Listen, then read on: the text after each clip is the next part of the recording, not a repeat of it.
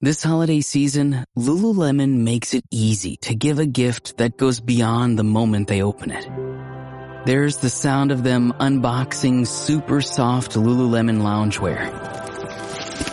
And then, there's the sound of them slipping into deep recovery mode after every workout. With Lululemon, the real gift happens when they're living in it. Open the moment. Shop now at Lululemon.com.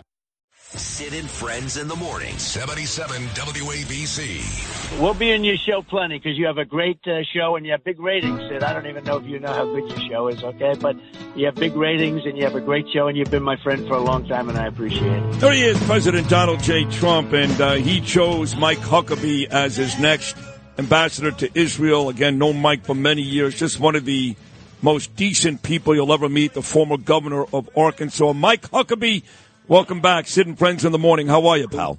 Sid, it's great to talk to you. It's been a while, and what a pleasure to be on your show. And it is a huge honor for me, too. I love you, your daughter, your whole family. You're a great American family, and you represent so many good things, Jewish people, Christian people. But I do want to start with my old buddy David Friedman. He had the job before. He loves you, too. And I know you appreciate people who have done good work before and even after you. So I'm really happy you got this gig, Mike, but I imagine you've got the same respect for David Friedman and love that I've got. Oh, absolutely. He and I are very good friends. We talked since this is all transpired. And I think, he'll play a significant role in the Trump administration. He's wonderful. He's really laid a great groundwork. I'm thrilled to be able to go to Israel. Of course, I've got to get Senate confirmed. I'm not the ambassador yet. I'm simply a nominee, and got to go through the meat grinder of the Senate hearings and all of those things. But that's the way it's supposed to play, and I look forward to that. But David Friedman did a phenomenal job and was one of the people who was an architect of the Abraham Accords, something that I feel like President Trump will continue. But let's be very clear. No president ever has been as favorable toward bringing peace to the Middle East like Donald Trump. And he did so many things to give the Jewish state really not just a place of solidarity, but he understood that there is a rightful reason that there is a Jewish state.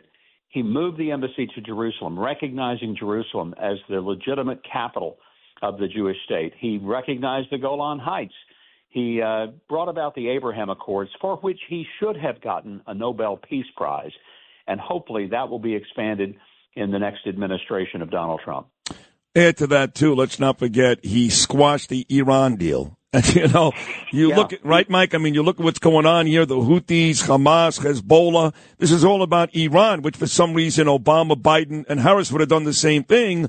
They felt like they needed to enrich that country. Not Trump. He destroyed them. But I do want to talk about not just Iran as a threat, but Europe. I mean, you look at these ridiculous ICC arrest warrants, but they've done it. And the fact is, our friend Bibi Netanyahu, he really can't go to Italy or England or France these days because they can arrest him right on the spot. Mike Huckabee, how ridiculous is this?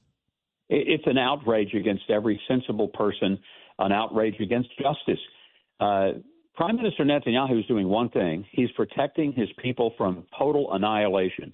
I hope people understand that the Iranian government is not interested in taking some land from Israel.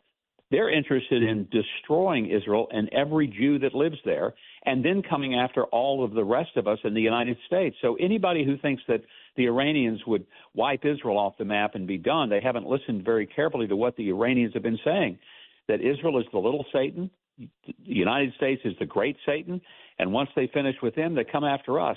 What really is outrageous is that relaxing those maximum sanctions and pressure that Donald Trump had placed on Iran, he didn't have to bomb them because he was bankrupting them, which was more effective. They didn't have the money to supply Hezbollah, Hamas, and the Houthis. Under Joe Biden, he took his foot off the brake, put his foot on the gas pedal, gave them billions of dollars, relaxed those sanctions. The next thing you know, they're funding the worst terrorist act since the Holocaust. And it's really a disgusting thing. It really is. And he did also provide some toughness, too, because while the sanctions, and he basically did one a day, Mike, an average of one a day, 1,500 over 4 years. He also blew Soleimani into about 100,000 bits, which I actually loved. So he did a great job with that. I do want to talk about Israel. I've been there now twice in the last 8 months. Mike, I went back this October 7th to commemorate 1 year. Actually did my show from Sderot.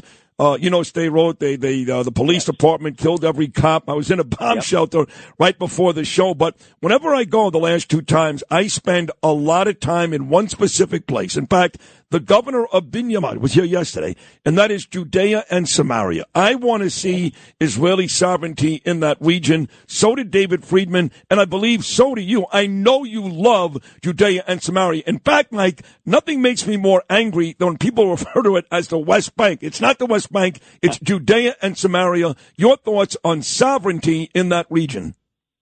Well, I'll do what the president sends me to do. You know, one of the roles of an ambassador is not to go with his own policy, but to take the president's. But the president has been very clear in recognizing Israel's right to have peace, to have security. If that's what he wants to do, it's certainly what I'd love to see, because there is no future. And I'm so grateful the president has recognized in his previous term the idea of a two-state solution where you have one state that's supposed to be right on top of the other one, and that one state does not believe the other one should exist. That's a recipe for disaster and failure, and the president has been very clear that that's not a solution at all.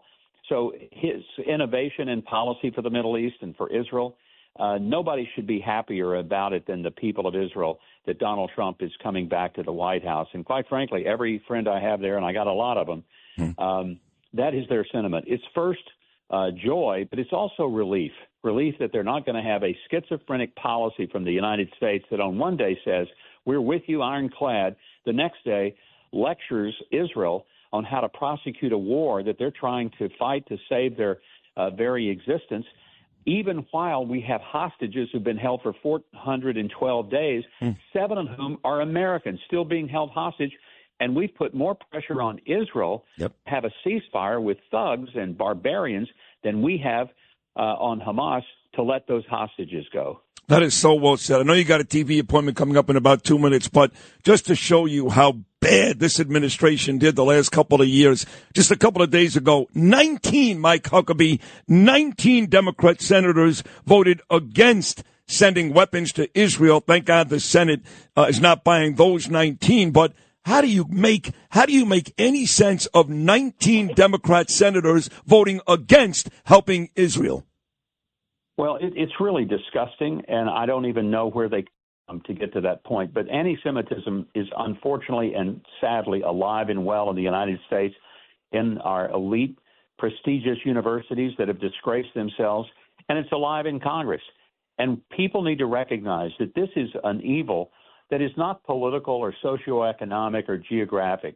This is an evil that I believe, Sid, is spiritual. There's no other explanation for irrational hatred toward Jewish people than it is right out of the pits of hell itself. This is demonic. There's no reason that people ought to just have this blind hate, but they do. And ultimately, it's because God's people living in God's land are an affront to those who have decided to line up with the darkness. And that's what this is about. It's spiritual darkness and evil. Donald Trump made a great choice with you, Mike. I mean that sincerely, because you know how much I love Israel. I love the Jewish people. I fight hard. You're the perfect guy for the job. I look forward to going to Israel with you. Thank you very much for hopping on today. Good Shabbos, good weekend. Hopefully I'll talk to you and see you again very soon. Thank you, Sid. Pleasure to be with you. God bless you. Happy Thanksgiving, Mike. There he is. He'll be confirmed. That's not going to be an issue.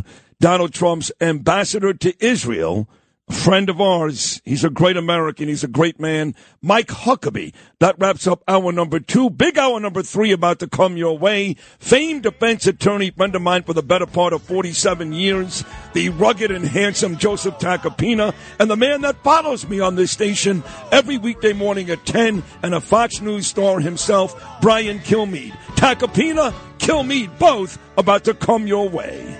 You put the load right on